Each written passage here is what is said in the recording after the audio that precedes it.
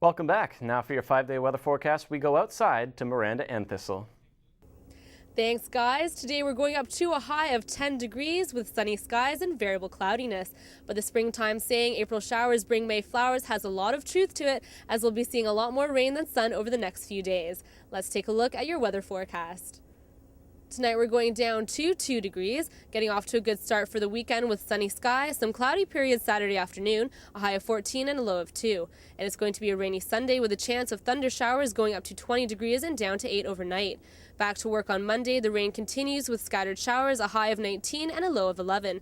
And on Tuesday, the temperature will go up to 12 degrees and down to 7 with the rain tapering off and the sun coming out. That's it for weather. Sangeeta, Tom, and all our viewers, have a great weekend. Thanks, Miranda. Turning now to national and international news, Libyan rebel fighters say pro-Gaddafi troops have used the chaos following a NATO bombing to move into an attack position on the town of Ajdabiya. Ajdabiya is a strategic rebel hold. If Gaddafi's forces are able to take the town, they will have access to a direct roadway leading to the rebel stronghold of Benghazi. NATO took control of international airstrikes on March 19th. Many rebels say these bombing runs are their best hope to overthrow Gaddafi, despite the chaos these attacks have caused. 3 people are dead and 141 people were injured as a result of another aftershock in Japan.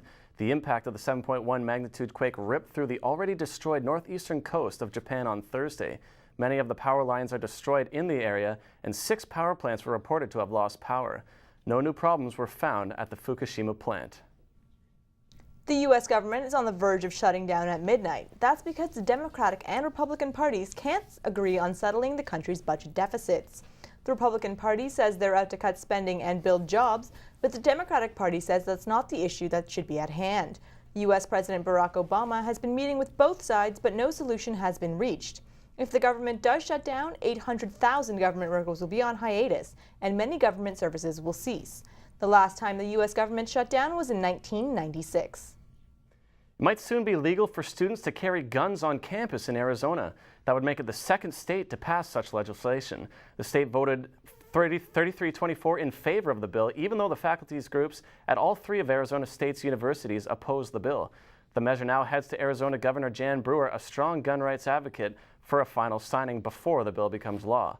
Arizona has been at the center of a heated debate over gun control following the shooting of Congresswoman Gabrielle Giffords. And now with your sports news, here's Mike Van Oosten.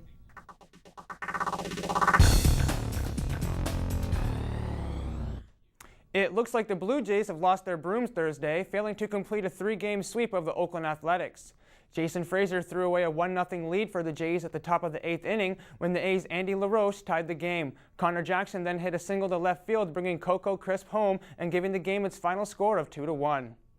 The Jays have announced Yunel Escobar has suffered a minor concussion after sliding into third base Wednesday night and having a head-to-knee collision with the A's third baseman Andy LaRoche. He's expected to miss 1 week.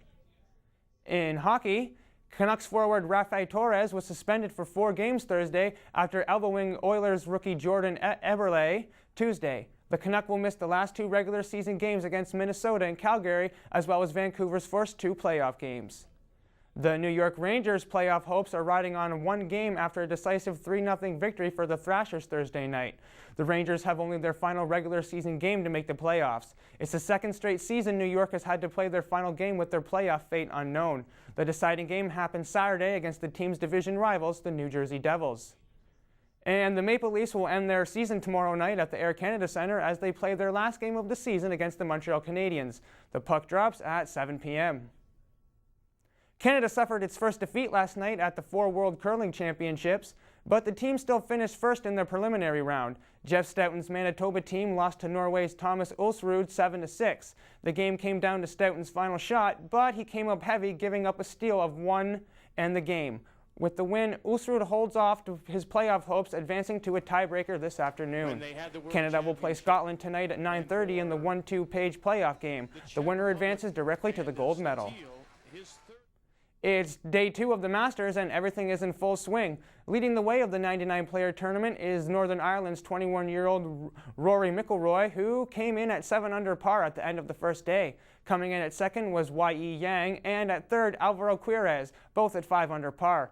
2010 champ Phil Mickelson came in at 3 under par, while Tiger Woods came in at 1 under par.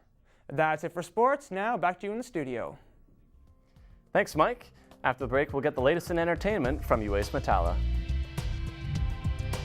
A 16-year-old girl is trained to be an assassin and aliens arrive in Toronto. I'll have this and more in your entertainment update right after the break.